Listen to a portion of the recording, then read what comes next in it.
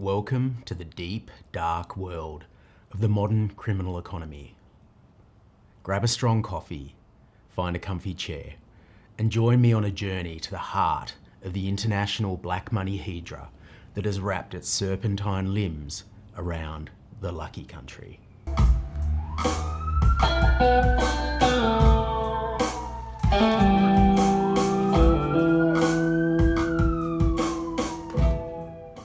That man walking into the real estate office on the Gold Coast, he looks like a Canadian expat scouting for an investment property. Tan, relaxed, perfectly groomed. He's not. His name is Bill Micah. He's a former Royal Canadian Mounted Police undercover operative. And in 2018, he's in Queensland on a mission that would have left most Queenslanders speechless if they'd known about it. He's hunting billions of dollars in stolen Chinese assets on behalf of the MPS, the Ministry of Public Security, China's FBI, and he keeps finding the money parked in Australian real estate. But to understand why Bill Micah ended up on the Gold Coast and why you are now learning about anti-money laundering, we need to start at the beginning. Section 1, the lucky country's dirty secret. Australia, the lucky country, a nation of open plains, open smiles, and as it turns out, wide open financial loopholes. There's an image we have of ourselves, a clean, well-governed country with a solid rule of law, low corruption, and a fair go for everyone. That image has a lot of truth to it, but it also has always had a shadow. The lucky country runs a laundromat service, washing tainted funds for the world's criminal elite, corrupt politicians, drug cartels, and street criminals alike. Here's what the international community has been trying to tell us for the better part of 2 decades. Australia is one of the Asia-Pacific region's most attractive money laundering destinations. That's not my opinion, that's the finding of the Paris-based Financial Action Task Force, the FATF, which sets the global standards for anti-money laundering. In 2014, the FATF sent a team to Australia to examine how well we were fighting financial crime. Their report, released in 2015, was diplomatic in its language, but brutal in its findings. Australia is an attractive destination for foreign proceeds of crime, particularly corruption-related proceeds flowing into real estate. That's the FATF, the international standard setter for detecting, deterring and disrupting financial crime. It's given us a mixed report card, strong on banking, casinos and bullion dealers, but wide open when it comes to gatekeeper professions, the so-called DNFBPs, designated non-financial businesses and professions. 2 years after that report, Australia's AFP Criminal Assets Confiscation Task Force began working through a backlog of criminal assets. Over 2 years, they seized close to $450 million in proceeds of crime: artwork, luxury vehicles, jewellery, designer clothing, premium wine and electronics. But one asset class dwarfed all the others combined. Of every $1 million the AFP seized, $575,000 was held in real estate. Australian property wasn't just a nice investment. For the world's criminal networks, it was the washing machine of choice for their filthy lucre. What will you do? Before we go further, when was the last time someone at your firm asked a new client where their money came from? Keep that question in mind.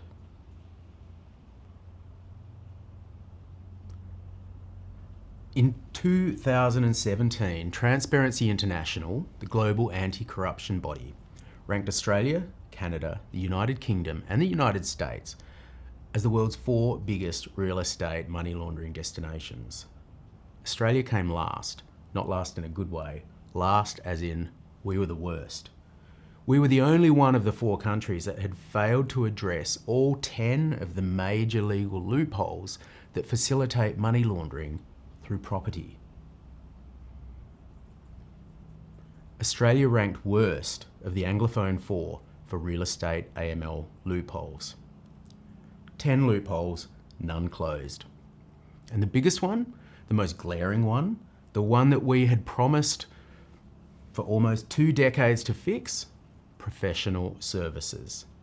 The designated non-financial businesses and professions known in AML speak as the DNFBPs. That's probably you. How does money laundering work? Now, before we talk about why your profession is part of the solution, let's make sure we understand the problem. Money laundering is, at its core, a pretty simple concept. It's the process of making dirty money look squeaky clean. The professional money launderer acts in the shadows, charging fees to turn the proceeds of crime into assets that can be openly held, spent, invested, enjoyed. The classic model has 3 stages. It's been called the placement, layering, and integration model since the 1980s.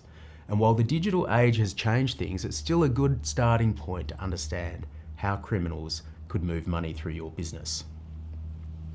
Stage 1, placement. Placement is the first and most dangerous stage for a money launderer.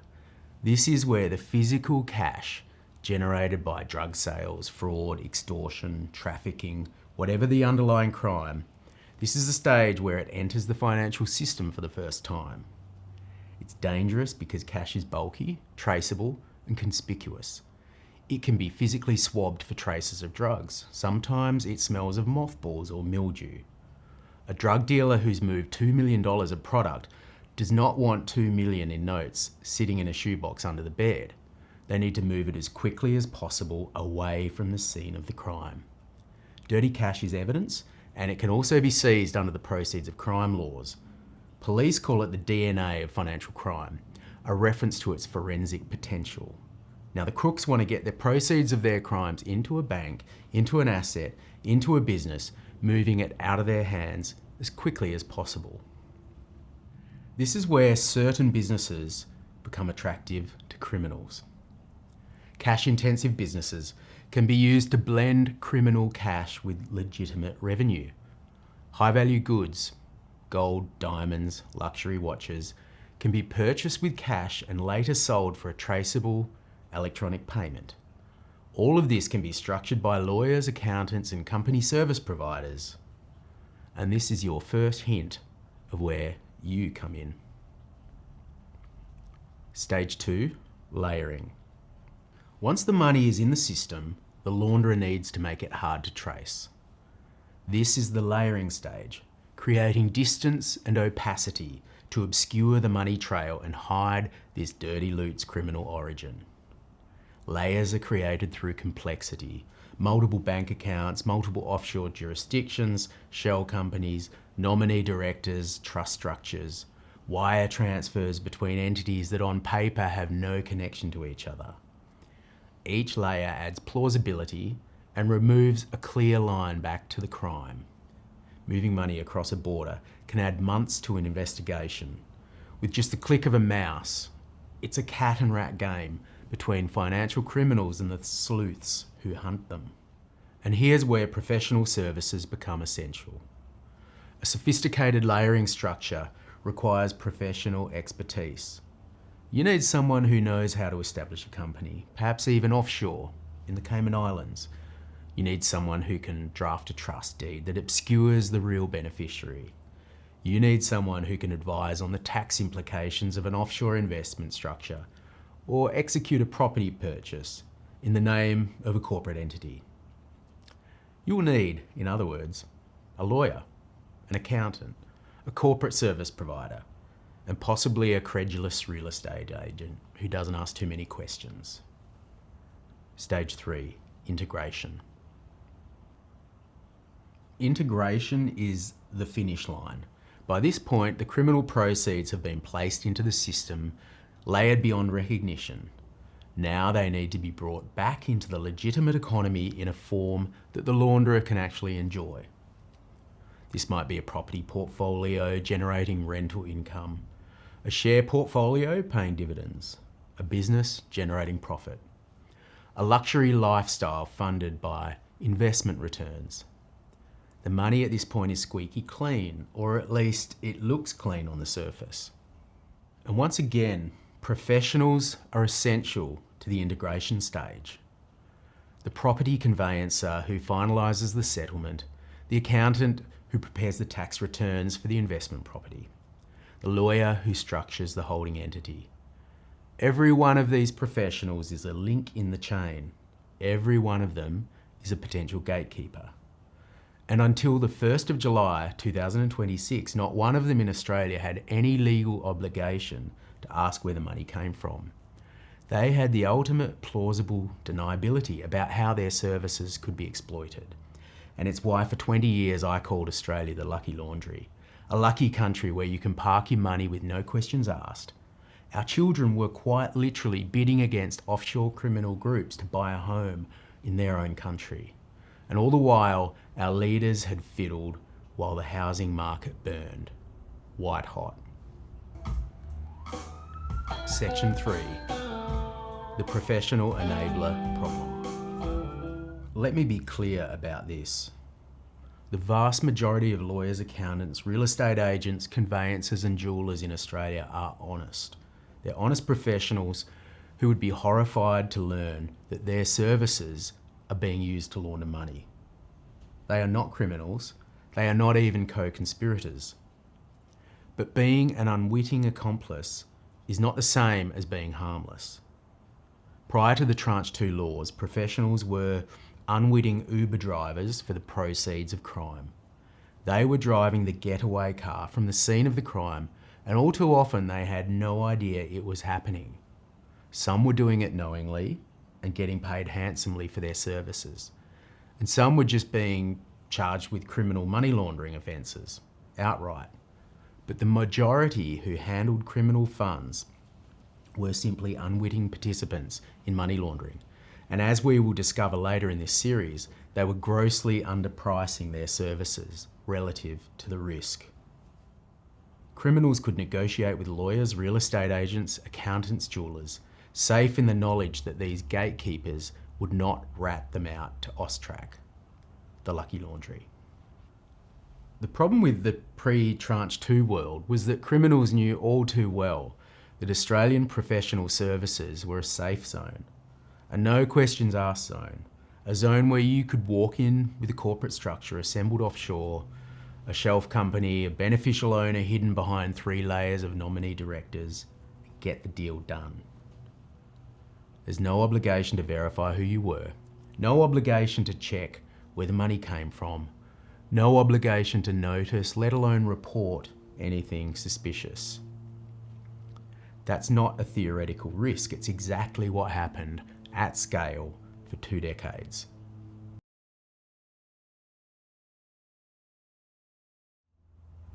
So let me tell you what Bill Micah saw when he walked the streets of the Gold Coast in 2018. Bill had come to Australia with a list of properties, not a wish list, a list of assets he'd been engaged to trace, assets that he believed were the proceeds of corruption and investment fraud on the Chinese mainland. His client, a company with links to China's State Administration for Foreign Exchange, which in turn had links to China's Ministry of Public Security, the feared internal FBI. He was in the most literal sense a bounty hunter for Chinese stolen assets, and the trail led him to Queensland. Now you might be wondering why Australia? Why the Gold Coast? Bill Micah had a simple answer for that. He told me when I was researching the book The Lucky Laundry, the majority of flight capital out of China goes to English-based countries, the United States, Canada, Australia, New Zealand and the United Kingdom. They go there because English is the international language. Many of the children of Chinese billionaires or millionaires are going to English-based universities. They've set up or established a presence in these English law countries. English law has a fundamental basis that makes extradition difficult. To extradite even the most heinous criminal in the world from a country such as Canada takes 10 or 12 years. So that creates a lot of opportunity for an economic criminal at least to try to extend that deferral and build the financial base for the family outside of China. A country with strong property rights, strict limits on extradition, no AML oversight of professional services, a booming property market and a tolerance for offshore corporate ownership. What's not to love? Here's the mechanism that Bill was chasing. Chinese crime gangs knew there were many people in China who wanted to move their money out of the country in breach of China's capital controls. These people would happily hand over their yuan in China in exchange for ownership of a house in Australia. The Australian property might have been purchased with cash generated by Chinese-linked drug networks operating in Australia. A professional launderer acted as the intermediary, a financial dating agency bringing these two groups together. Yuan went one way, property titles went the other. And on the title, at least, everything looked clean. An Australian corporate entity as the registered owner, an Australian address. Tick. The only people who could have caught this, who could have asked the right questions, demanded the right documents, and refused to proceed without satisfactory answers, were the professional services providers sitting at each step of the transaction. The accountant who set up the trust, the lawyer who executed the purchase, the real estate agent who sold the property, the conveyancer who settled it. AUSTRAC, the financial intelligence unit, had no oversight of any of them. What will you do? Think about the last few clients your firm took on. Did you ask them where their funds came from? If not, who in your firm would have noticed if the answer was a Chinese Ponzi scheme? Section 4, the human cost. I want to pause here and say something that sometimes gets lost in the compliance conversation. Money laundering isn't a victimless crime. It isn't a white-collar abstraction. The money being laundered is the proceeds of real harm to real people. Launderers, as we said earlier, are driving the getaway car for financial criminals. For profit-motivated crime, the money is the ultimate objective, and many police in the drug world have assured me criminals care more about losing their money than losing their product. There are plenty of dead and mutilated bodies that bear witness to this fact. In the opening prelude of The Lucky Laundry, we start with a cold-blooded murder on the streets of Sydney, just one of the foot soldiers lost in the dirty money wars. The predicate offences, which is the crimes that generate the money in the first place, include some of the following: drug trafficking, the narcotics that kill Australians, destroy families, fuel prison populations; human trafficking, people moved and exploited like commodities, some of the worst cases I've investigated; corruption, public servants in Australia or developing countries looting their nation's treasures while their citizens go without hospitals, roads and other public services; tax fraud, billions stripped from government revenues that could fund schools, hospitals and infrastructure; terrorism financing, the money that puts weapons in the hands of extremists from the Middle East to Middle Harbour, Sydney; sanctions evasion, the money that funds North Korea's ballistic missile program, Iran's military capacity, the networks the FATF and the United Nations have spent decades trying to strangle. When a professional services firm becomes a conduit for money laundering, even unwittingly, they are downstream from all of that harm. The clean appearance of the transaction is the product of real damage done to real people somewhere in the chain. That's why this matters. Not because AUSTRAC can fine you, because the underlying harm to your society is real. The AML regime gives you the training, the tools, the legal cover and the reporting line to play your part in defending Australia from some of the worst crimes imaginable. And in doing so, you can be the eyes and ears of our criminal intelligence community, making Australia a much less lucky laundromat for the world's dirtiest loot. Section 5, tranche too hard, the 20-year delay. So, Australia has a documented money laundering problem in professional services. The FATF says so, Transparency International says so, AUSTRAC says so. The IMF says so. Bill Micah, walking the Gold Coast on behalf of Chinese asset recovery agents, also says so. What did Australian governments do about it? I'll let the timeline speak for itself. 2006. Prime Minister John Howard commits to international law to pass Tranche 2 reforms. Lawyers, accountants and real estate agents would be brought under the AML-CTF Act. Bipartisan support, considered a fait accompli. 2008. The global financial crisis. Other priorities. Tranche 2 kicked into the long grass. 2010. Kevin Rudd. Nothing. 2011 to 13. Julia Gillard. Nothing. 2013. Kevin Rudd the sequel. Still nothing. 2014. Tony Abbott. Nothing. 2015. The FATF delivers its report card. Australia is a destination for foreign proceeds of crime.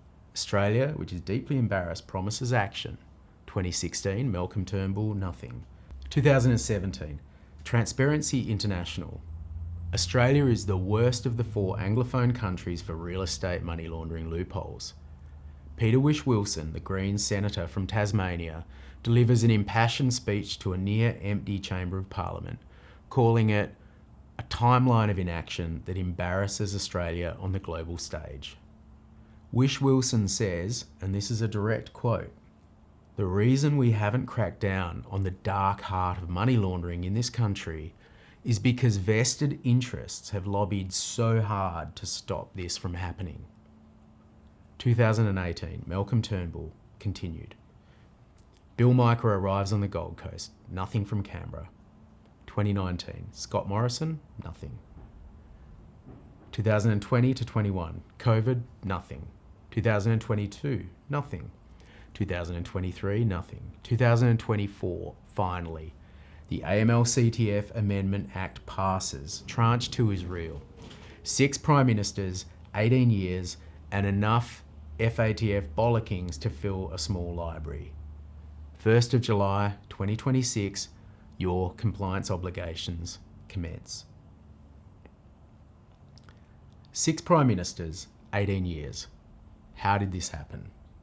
The professional lobby groups, the ones representing the very people now being regulated, ran very effective campaigns against the reform for almost 2 decades. Some of their arguments were about compliance costs, some were about professional ethics, client confidentiality, some were about the complexity of applying AML principles to professional relationships. Some of those arguments had merit. Most of them were, at heart, arguments for keeping a profitable status quo in place. Remember, these law reforms had come in across most of the world. Bill Micah, whose work gave him a front row seat to exactly what the status quo was costing Australia, was pretty blunt about it. Lawyers, realtors, and immigration agents are, in my view, the most engaged parties facilitating these dirty money channels. So why on earth is nothing being done? The answer, of course, was sitting in Canberra with its hand on the legislative calendar. Here's the punchline. While the Australian government was sitting on these reforms, AUSTRAC, one of the most effective financial intelligence agencies in the world, acknowledged by the FATF as a genuine national treasure, was fighting organised crime with one arm tied behind its back. AUSTRAC was overseeing 14,000 to 17,000 businesses, banks, financial services, casinos, bullion dealers. The FATF estimated it should have been overseeing 100,000 more, spread across the gatekeeper professions: the lawyers, the accountants, the real estate agents, the conveyancers, the jewellers. That's where the dirty money was likely flowing, and AUSTRAC couldn't see any of it through those professions. Dirty money will always follow the path of least resistance, and that will lead to the unregulated areas. Your firm is about to become part of AUSTRAC's oversight network. What does that mean practically for the way you take on new clients? Section 6. You are now a reporting entity. Here's where we get back to you. From the 1st of July 2026, your firm is a reporting entity under the AML-CTF Act. That's not just a label, it's a legal status that comes with a set of obligations and a set of consequences for non-compliance. A reporting entity is a business that provides one or more designated services, which are listed under the AML-CTF Act. For the 5 professions in this course, those designated services include the activities that put you at the intersection of clients and financial transactions. Settling property, managing trust accounts, transferring funds, providing tax advice, combined with active financial management, selling precious metals above the cash threshold. If your business provides those services, and it does, or you wouldn't be here then you are a reporting entity. What that means in practice. 1. You must have a written AML-CTF program, not in your head, written down, adopted by your governing body. 2. You must verify the identity of your customers before providing designated services. Every customer, every time. 3. You must assess and manage the money laundering and terrorism financing risk that each customer and each transaction presents. 4. You must report certain transactions to AUSTRAC. Cash transactions above $10,000, cross-border movements of currency, anything that reasonably arouses your suspicion of money laundering or terrorism financing or proliferation financing. 5. You must keep records. For 7 years, all of the above. 6. You must train your staff and document that training. The civil penalties are severe. For individuals, the criminal penalties for knowingly participating in money laundering extend to 20 years imprisonment. I would argue the reputational consequences are perhaps more likely and more frightening than the financial ones. When AUSTRAC pursues a professional services firm, it does so publicly. The Commonwealth Bank of Australia paid $700 million and spent a year on the front pages of every newspaper in the country. Westpac paid $1.3 billion in penalties and watched its CEO resign. Your firm might be smaller, the fines will be smaller, but the reputational damage, a headline that says your accounting practice or real estate agency was used to launder drug money, is the same. Now for some good news. The obligations are very manageable. AUSTRAC has produced detailed starter kits for each of the 5 professions, which we have embedded in the AML Shield software solution. The tools exist, the frameworks are clear, the expectations are pretty proportionate. AUSTRAC knows you're a small business, not a bank, and the reasonable steps standard reflects that. What AUSTRAC will not accept, what no regulator anywhere in the world would accept, is ignorance as a defence. I didn't know stopped being a valid answer the moment your compliance obligations commenced on the 1st of July. This course is designed to make sure you always have something better to say than that if you're asked by AUSTRAC, law enforcement, or one of their partner agencies. So let's go back now to Bill Micah on the Gold Coast. What a story. By the time he arrived in Brisbane in 2018, the AFP's Criminal Asset Confiscation Task Force was already working through a backlog of Chinese-linked criminal assets in Australia.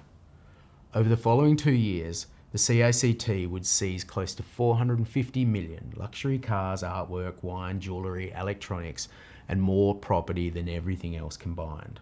$575,000 of every $1 million seized was in real estate. That 450 million didn't materialise from nowhere. It was the product of corruption and fraud in mainland China and other countries, moved through a financial system that crossed international borders, passed through multiple corporate structures, and somewhere in the chain involved professional services firms who either couldn't see what was happening or didn't ask the right questions. They certainly didn't have the ability to report suspicions to AUSTRAC before the 1st of July.